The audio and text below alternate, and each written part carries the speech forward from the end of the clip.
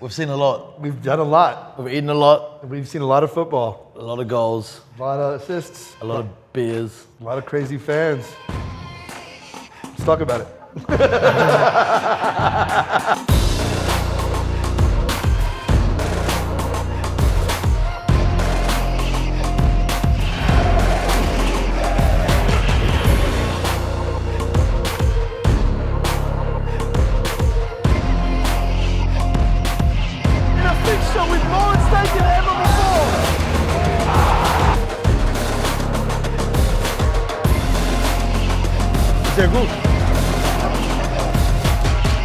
Matchday Menus, an incredible idea. I can't believe no one's thought of it earlier. Food and football. It's something I've been shouting from the rooftops since day one. You're actually doing it. I can't think of someone better to do this. Thank you. Tell me, how's it been so far? Amazing. Amazing. You know, the interesting thing is, I knew as an American working with an English crew, I was coming in at a tremendous deficit in terms of cultural access to football, knowledge of the game. And so you know as well as I do, filming on the road, our style is that kind of guerrilla shooting, and we sometimes have to shoot on our phones or sneak cameras in and things like this. So I'm very blessed because I genuinely love the guys I work with, and I'm blessed to work with some of the best. And I think that camaraderie really helps inform it. I'm hoping that the people who enjoy the food shows I make will maybe get some of the thing that I love about football. And with Matchday Menus, I feel that you may not go to the MLS, you may not even go to Canada, but if you can appreciate a good meal made by good people and appreciate that our fixer Yvonne may have been from Southeast Asian descent, and then I'm going to interview someone from Caribbean descent, and then I'm going to meet someone who's, French Canadian, and that they all love one thing. It's that universal love and passion for being part of something larger than yourself. And if the way you celebrate it is with French fries, cheese curds, and gravy, so be it. And if the way you celebrate it is drinking a ton of beers and eating like grilled steaks by the side of the highway, so be it. And I think that before everyone thinks that it devolves into chants and vuvuzelas and whatever, that there really is this whole other world to football that exists in the stadium grounds, that exists outside the grounds. Like for me, going to a Tottenham match is as much about going to Chick King on Tottenham High Street as it is going, to see my Spurs inevitably lose in the 90th minute. But so then, how do you feel about the concept of food, of its importance in the match day? Do you prefer a pre-match, a during the match, or a post-match? Because it's quite a funny one with the derby days. I always make sure we have a off mega big breakfast because it's like, guys, we're probably not eating again until minutes before the game or post-match. Personally, when I go to a match, I always like whatever's going on outside the stadium. Do you like it basic, or do you like the way that the football world's going as it's evolved into more gourmet offerings within the stands? For me, because I remember hearing that Delia Smith had bought Carrow Road and that she was updating the food for Norwich. I heard that Newcastle launched the Magpie in their stadiums. I got to tell you, being at the stadium, the Spurs stadium, I love that the meat pies look appetizing. I love the really cool beers that fill from the bottom. I just think that, to be fair, if it increases your enjoyment of being at the match, because you may take a spouse, you may take a friend that isn't that much into the game, and if they have an offering there that's special, and to be fair, especially if it's regional, I think that makes it better. I got a chance to film something at Camp Nou, and to see them doing pan con tomate and doing traditional Barcelonan dishes and stuff. Pan con tomate is delicious. So basic, it's so perfect. It is bread, olive oil, rubbed with tomato and garlic, and that's what I mean. That is a bite of Catalonia. And if you're going to be there and hearing them in the, it was in the 17th minute going, in the Independencia, and they're screaming this thing out, and, Tancam, and their fucking Catalan pride through the roof, that food is the embodiment of that. But I just think that that is the most wonderful thing when it is a dish that is indicative of the place. If it makes your experience better, I say go for it. But I think the good stadia are really working in the local flavors. No, I saw that.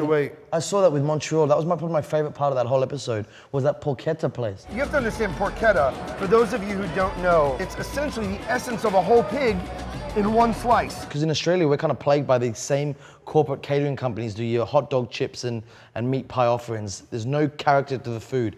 You went to Montreal, and that porchetta was a local Montreal Restaurant.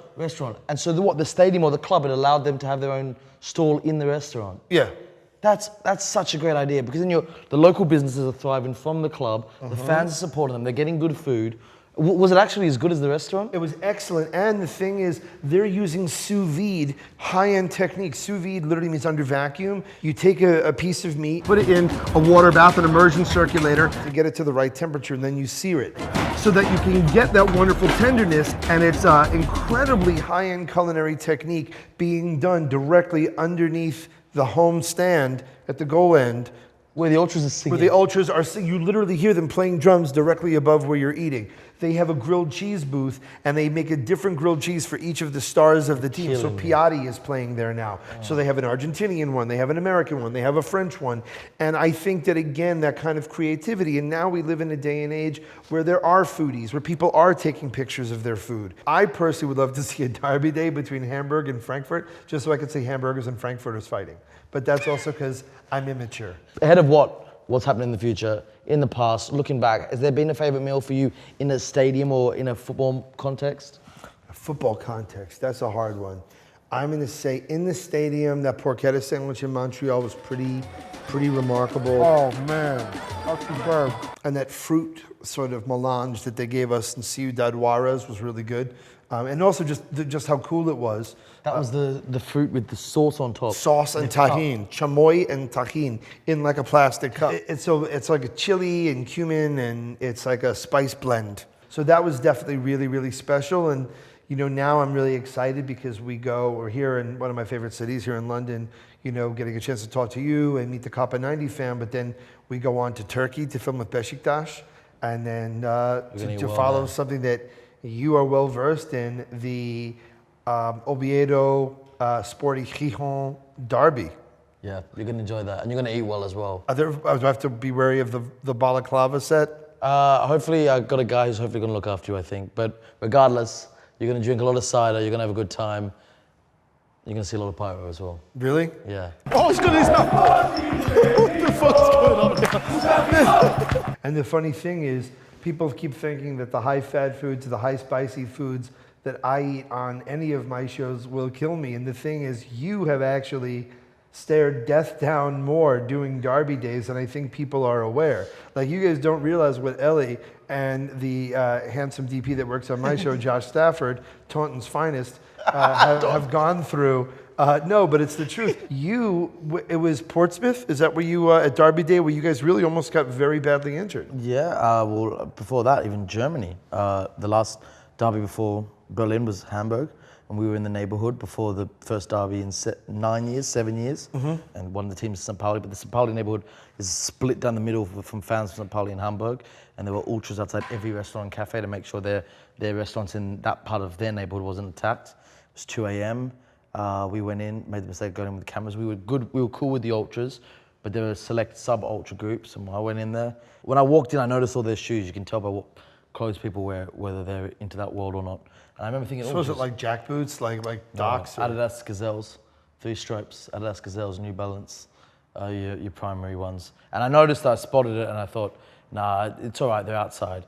And then I realized they're all looking at me through the window, and the neighborhood was black. There was no street lights, but you could just see guys in balaclavas looking at me, and I was like, no, you're just being paranoid. And then one of them just walked in and went, you, outside. I went, oh, no, I'm not part of the scene. I'm from Australia. He went, I know who you are, come outside. And I went, oh, listen, and he said, one more time or we drag you out. And this stage, everyone had a balaclava on. And we went to get up, and one of the fixers got up with me, and he said, no, just him. That walk was like the Green Mile, like, I'm walking to my death. I had no choice. Took me outside, took me around to an alley, cornered us, and said, we know who you are, we like you, we respect your show. You cannot be here with cameras. You've got 15 minutes to finish your dinner and get out of here, or smash you and all your cameras up. And I said, don't worry about dinner, we'll go. Do you have a team you support? No, not really. I like the Australian national team, but as I said, a lot of people get into football through a club, through family or friends, or where they grew up. And so, like, I got with football as an obsession from other people's obsession. I love other people's obsessions. But the only place I really feel like I'm from is Australia. And so the Australian national team is for me. I grew up in Melbourne, moved to Brisbane, so I've never really had one place that's me. Craziest derby or rivalry in your opinion? This is a hard one. I'm glad you said crazy because everyone asks me my favorite, and it's like, well, favorite is subjective. You think I don't get favorite food? Yeah. It's like, how does I compare my favorite Mexican dish to my favorite dessert? Yeah, exactly. You know what I mean? Craziest though, I mean, it has to go to Boca River. They're not normal over there. Like it's not healthy to be that. That's upset. the Super Classico. Super Classico. It's Derby Day, Super Classico, the first and possibly only ever as a COPA90 Stories final. I can't believe I'm saying that. I always, the way I try and explain to everyone is when River got relegated in 2011, a fan jumped in front of a train because he couldn't deal with the idea of them being in the second division, took his own life. That shows just how seriously they take that sport there, and for me it's like, at that point it's bizarre. Boca fans all have the B, the second division, tattooed to them in the colours of River to laugh forever that River went down to the second division once for 1 year. But it's like, you've tattooed red and black or red and white to yourself, the colours of your rival, to laugh at them. But like, can you imagine like, as a Tottenham fan having an Arsenal tattoo? No, like, no, I could not. No, I will not. Yeah, exactly. I will not even entertain that. They love their club, Boca and River, as much of their identity is about loving their club as it is about hating their rivals. 100%. And it's like, it's a bit like, geez, do you actually even love football or you just love laughing at other people? Doesn't someone, I read the statistic, it may be incorrect, but that when the Old Firm is played every year in Scotland, that someone dies in Glasgow directly related to the Old Firm. I'd like to think not from violence, perhaps from alcohol poisoning or deep fried Mars bars. Deep fried Mars bars, weather conditions. Now, well, listen, you've got more places to go. I've got a Derby Days to film. Enjoy Oviedo. Let me know how it goes. Where are you going to film next? We're off to Atalanta versus Brescia. It's a derby in Lombardia. It's a northeastern region, famously known for George Clooney's vacation getaways. Mm-hmm. They've also got a derby. Lake Como. They don't get along. And they haven't played for 10 years, so it's going to be something special. This is a place where Balotelli's the captain. He's come back after years. So two clubs with massive history, massive rivalry. They haven't played for 10 years. And also, I hear a fantastic food scene. For you, you're next to Oviedo? Beşiktaş. We go to Turkey, and then we go to Morecambe, and then we go from Morecambe to Oviedo. That's brilliant. Oviedo, you're going to have a great time. You're going to eat well, you're going to drink well, wait for the cider, and you are going to see a derby that is up there with my favorite ever. All right. So, well, for at least me and the Matchday Menu family, and for all of the football fans that call it soccer in the States, it is an honor to meet you, brother, and an honor to join the COPA90 fan with such awesome talent. And thank you for all the great programming you've provided me with. Back at you, man. Let's go get a drink and some food one time together, yeah? How about now? Let's go. All right, how about hamburgers, frankfurts? Let's go.